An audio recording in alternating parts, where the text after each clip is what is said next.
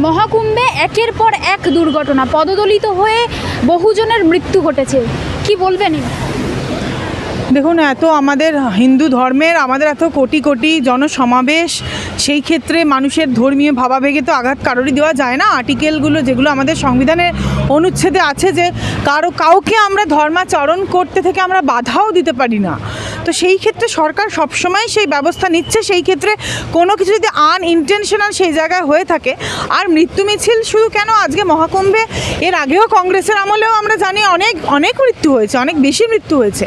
তো শুধু আমরা মৃত্যু নিয়ে আসলে এই সাগর সঙ্গমে আজকে এই কুম্ভ মেলায়, এই কুম্ভ মেলার মতন মানে একটা সাগর সঙ্গমে গিয়ে আজকে পুণ্য লাভ করতে গিয়ে যদি আমি এটাই বলতে পারি একজন কট্টর হিন্দু হিসেবে, সেই মৃত্যুটাও কিন্তু আনন্দেরই হওয়া উচিত। মৃত্যু সবসময় ব্যথা দেওয়ার, সেটা আমি বলবো না। তাদের জন্য আমার সমবেদনা, শোকার্ত কামনা আমার ডেফিনেটলি আছে তাদের বাড়ির লোকের জন্য, কিন্তু তবু আজকে আমাদের, আপনি যদি বলেন মৃত্যু মিছিল আটকানোর জন্য, তাহলে কুম্ভ মেলাটা বন্ধ করে দিতে হয় পার্মানেন্টলি। সেটা কি সম্ভব কোনো সরকারের প্রতি অসাংবিধানিকভাবে? সংবিধানের অনুচ্ছেদ যেগুলো আমাদের আছে, পরিচ্ছেদ, সেগুলোকে মানে পুরোপুরিভাবে অবজ্ঞা করে আমাদের পক্ষে তো কোনোভাবেই সম্ভব নয় যে আমরা মানে বন্ধ করে দেবে। কি করবেন? যোগী আদিত্যনাথ মহাশয় খুব সুন্দরভাবে আজকে এই যে মেলা হচ্ছে, মানুষ আজকে তার যে মনের ইচ্ছা, সেই আকাঙ্ক্ষা পূর্ণ করতে পারছে। আমাদের তৃণমূলেরই সাংসদ তারাই কিন্তু আজকে গিয়ে বলছেন যে খুব ভালো ব্যবস্থা, কোনো অসুবিধা নেই। মাননীয় রচনা ব্যানার্জি মহাশয়া, তাকে অনেক ধন্যবাদ তিনি সত্যি কথা বলার জন্য। এই মহাকুম্ভকে যারা মৃত্যু মিছিল বা মৃত্যু কুম্ভ বলে নাম দিচ্ছে, তারা আসলে হিন্দু ধর্মের বিরোধী। আসলে দেখুন, ব্যাপারটা হচ্ছে যে আজকে আরজিকরের অভয়া থেকে শুরু করে সন্দেশখালীর মা বোনেরা ধর্ষিতা নির্যাতিতা, মুর্শিদাবাদের ঘটনা থেকে শুরু করে আজকে প্রতিটা, আজকে আমি একজন নারী হিসেবেও আমার নিজের চেম্বারে বসে আমি আজকে মার খেয়েছি। কেন না? এই তৃণমূল সরকারের ফেলিওরের জন্য। এই তৃণমূল সরকারের পোষা গুন্ডা, যিনি বাংলাদেশি মুসলমান হিসাবে এই বাংলায় ঢুকে আজকে আমাকে, এই ভারতের নারীকে আজকে কিন্তু ভুলুণ্ঠিত করেছে, আমাকে কিন্তু মারধর দিয়ে গেছে। তাহলে মাননীয়া যে আজকের দিনে দাঁড়িয়ে তিনি যে কোনো হিন্দু ধর্মের সেন্টিমেন্ট বা তিনি একজন ব্রাহ্মণা নারী হিসেবে নিজেকে বারবার করে দাবি করছেন। সুপর্ণকাও তো ব্রাহ্মণা নারী ছিলেন, সুপর্ণাকাও তো ব্রাহ্মণা নারী ছিলেন, কিন্তু তার কর্মটা আপনি দেখুন। ব্রাহ্মণ হয় কর্মে, ব্রাহ্মণ কিন্তু কখনো একটা জায়গায় একটা কোকে জন্ম, সেটা আপনার কিছু করার থাকে না, জন্মের উপর কারোর হাত থাকে না, কিন্তু কর্ম, আপনি কি কর্মটা করবেন সেটার উপর হাত থাকে। আজকে তিনি মহাকুম্ভকে যে এইভাবে দাগিয়ে দিচ্ছেন, আমাদের হিন্দুদের ভাবাবেগ, আমাদের হিন্দুদের সেন্টিমেন্ট, এগুলোকে তিনি ভুল লুণ্ঠিত করে দিচ্ছেন বারে বারে, এটার আমরা বিরোধিতা করছি। তিনি বারবার এই মহাকুম্ভ, মৃত্যুকুম্ভ, এগুলো কি ধরনের কথাবার্তা? আজকে যোগী আদিত্যনাথ মহাশয় যেভাবে ট্যাকেল করছেন, তাকে আমরা দেখতে পাচ্ছি কাঁদতে, মানে he is literally breaking down in front of the camera. তার যে কান্না, তার যে আর্তনাদ মানুষের জন্য, এটা আমরা দেখতে পাচ্ছি। তিনি কি করতে পারেন? তিনি আজকে বন্ধ করে দেবেন? This is not the solution. মানুষের আবেগ আছে, আবেগের জন্য মানুষ যদি মনে করেন আবেগতাড়িত হয়ে মানুষ আজকে আসছেন কুম্ভে নিজের জীবনকে বাজি রেখে, এটাই আমাদের হিন্দুত্ব। আমি বলবো যত বেশি মাননীয়া বলবেন আমাদের এটা মৃত্যু কুম্ভ, তত বেশি আমাদের হিন্দুত্ব সফলতা।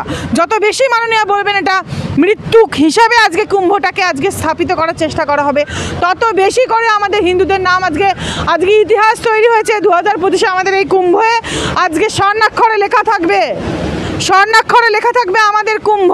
আজকে আমরা হিন্দু ধর্মে we have made the history, history repeats and this history will be repeated again and again.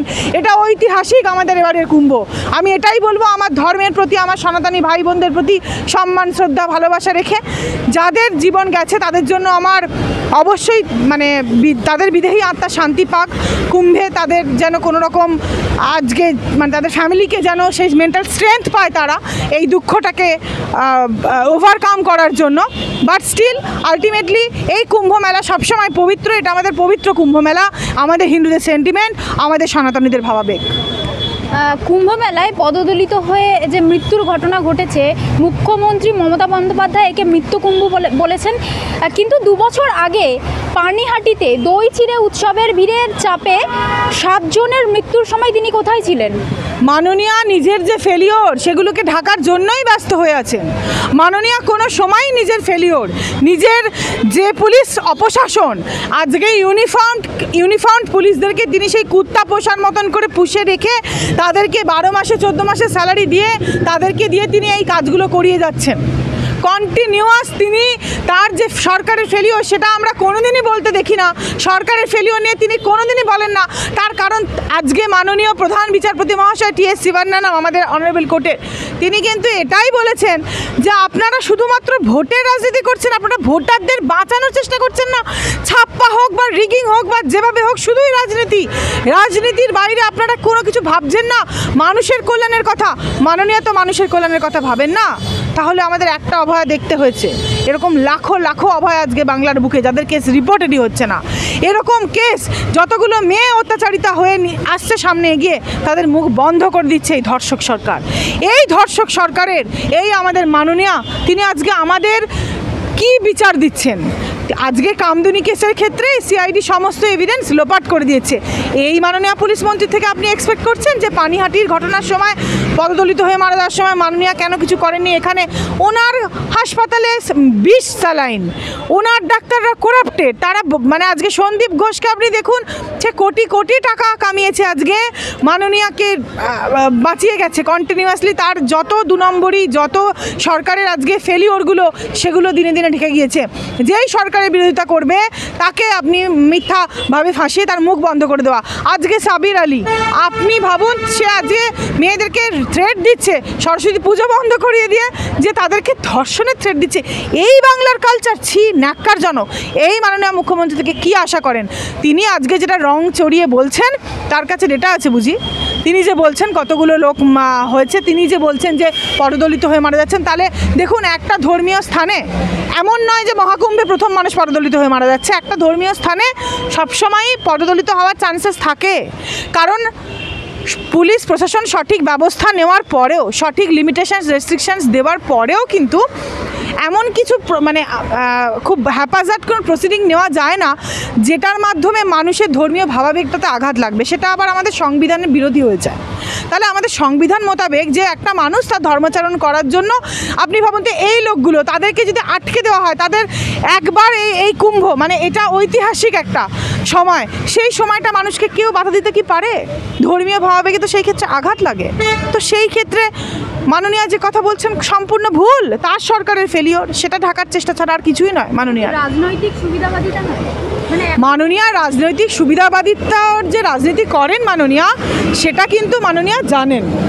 মাননীয়া সেটা সবসময় জানেন যে রাজনৈতিক সুবিধাবাদিত্বের রাজনীতি মাননীয়া করে যান। সামহাও আমাদের শুভেন্দু দাদাকে সাসপেন্ড যে করা হলো, দাদা পেপারটা ছিঁড়ে দাদা প্রতিবাদ জানিয়েছেন, যেখানে মাননীয়া সংবিধান ছিঁড়ে টেবিল বাজিয়ে ভাঙচুর করে মাননীয়া এবং মাননীয়ার যে দলবল এই বিধানসভার ভেতরে করেছেন। অথচ দাগিয়ে দেওয়া হচ্ছে আমাদের হিন্দু নেতা শুভেন্দু দাদাকে। কেন না? হিন্দুদের ঐক্যবদ্ধ হতে দেওয়া যাবে না। হিন্দুদের হয়ে যে লড়াই করবে তার মুখ বন্ধ করা হবে, তাকে সাসপেনশন করা হবে। লজ্জার লজ্জার একমাত্র শুভেন্দু দাদা আছে বলে আমরা সেই ভরসার জায়গা পেয়ে না, আমরা কোনোভাবে একজন আছে যে আমাদের হিন্দুর জন্য লড়াই করছে। অপোজিশন পার্টি করা এই পশ্চিমবঙ্গের দিনে দাঁড়িয়ে কতটা রিস্ক, কতটা চাপের, সেটা আমরা সকলেই জানি। এক্ষেত্রে তুমি সেকুলারিজমের কথাও মেনটেন হবে না। মাননীয়া নিজে হিজাব পরে বসে পড়ছেন, অথচ তিনি বলছেন আমি হিন্দু ব্রাহ্মণা। তাহলে হোয়ার ইজ সেকুলারিজম? সেকুলারিজম মানে কি হিন্দু ধর্মকে অবমাননা করা, হিন্দু ধর্মকে নিধন করা দিনে দিনে? তাহলে এই জায়গাগুলো মাননীয়া কবে উত্তর দেবেন, আর কবে? মমতা বন্দ্যোপাধ্যায় একজন মুখ্যমন্ত্রী হয়ে বিধানসভায় দাঁড়িয়ে প্রকাশ্যে ধর্মীয় উস্কানিমূলক একটি মন্তব্য করেছেন। তিনি বলেছেন তারা নামলে হিন্দুরা সামলাতে পারবেন তো। বক্তব্য কি সাম্প্রদায়িক উত্তেজনা বাড়ানোর চেষ্টা নয়?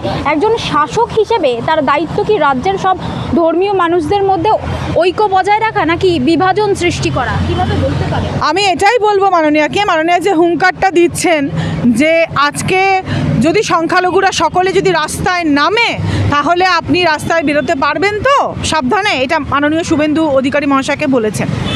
আমি হুঙ্কার দিচ্ছি একজন হিন্দু নারী হিসাবে, হিন্দু ক্ষত্রিয় নারী হিসাবে, আমরা সকল হিন্দুরা যদি একজোট হয়ে যদি আমরা রাস্তায় নামি, তখন আপনি নবান্ন থেকে আপনার রাজ্যটা চালাতে পারবেন তো মাননীয়া? আমি এটাই পাল্টা প্রশ্ন করব। প্রশ্নের বিপরীতে আমি প্রশ্নই করব, প্রশ্নের বিপরীতে আমি উত্তর দেব না। কিন্তু পাল্টা হিসেবে মমতা বন্দ্যোপাধ্যায় বলেছেন আবার যে আমি তো নিজেও একটি হিন্দু মেয়ে, তারপরেও এইরকম মানে উস্কানিমূলক একটা ধর্মীয় উস্কানিমূলক মন্তব্য কিভাবে করেন তিনি? একটা ব্যাপার আপনি জানবেন, এই যে থ্রেট কালচার, রেপ কালচার, এই যেটা তৃণমূল মানে শাসন ব্যবস্থা করে এসেছে, আজকে মাননীয়া নিজেও তো একজন নারী। কোথাও গিয়ে আমরা তাকে পলিটিক্যালি আমরা কাটিও, কিন্তু একজন নারী হিসেবে তাকে অবমাননা করার অধিকার বা নারী হিসেবে তার চারিত্রিক বিশ্লেষণ করার তো কোনো জায়গা নেই। তাহলে এই যে নারীরা দিনে দিনে ধর্ষিতা হচ্ছেন, এই যে নারীদের দিনে দিনে চরিত্র বিশ্লেষণ করা হচ্ছে, মাননীয়া সেই কথার উত্তরটা, জবাবটা মাননীয়া কিভাবে দেবেন? আর হিন্দুরা যদি আমরা আজকে পথে নামি, তাহলে গোটা ভারতবর্ষের হিন্দুরাই কিন্তু পথে নামবো, এবং হিন্দু সম্প্রদায়টা ভারতের বাইরেও কিন্তু বিস্তৃত, এটাও কিন্তু মাননীয়াকে বুঝতে হবে। তখন কি সত্যিই মাননীয়া টেক চার্জ নিতে পারবেন তার সরকারের? আজকে এই যে সাম্প্রদায়িক উস্কানিমূলক কথা আপনি যেটা বলছেন, সেটা আজকে তো নয়, সেটা তো আগেও হয়েছে, এবং এই সাম্প্রদায়িক উস্কানি চালিয়েই তো এই সরকারটা টিকে আছে, সেটাও আপনি নিশ্চয়ই জানেন। আজকে যখন একটা পার্টিকুলার কমিউনিটিকে তোষণ করার জন্য হিজাব পড়তে হয়, আর আমাদের পার্টিকুলার কমিউনিটি মানে আমাদের হিন্দু কমিউনিটিকে নিচে নামিয়ে দেওয়ার জন্য সরস্বতী পুজো বন্ধ করতে হয়, আজকে হাওড়া শ্যামপুরে আজকে মা দুর্গার মূর্তি ভাঙচুর করা হয়, আজকে নদিয়াতে, আজকে নদিয়ার হরিণঘাটাতে আজকে মা সরস্বতীর পুজো বন্ধ হয়, আজকে যে বাংলার দেশের প্রতিচ্ছবি আমরা পশ্চিম বাংলাদেশ রূপে আমাদের আজকে ভারতের ইন্টিগ্রাল পার্ট পশ্চিমবঙ্গে আমরা যখন দেখতে পাই, তখন মাননীয়ার উত্তরগুলো দেওয়ার কোনো জায়গা আছে? কোন কোন জায়গাগুলো উত্তর দেওয়ার জায়গা আছে?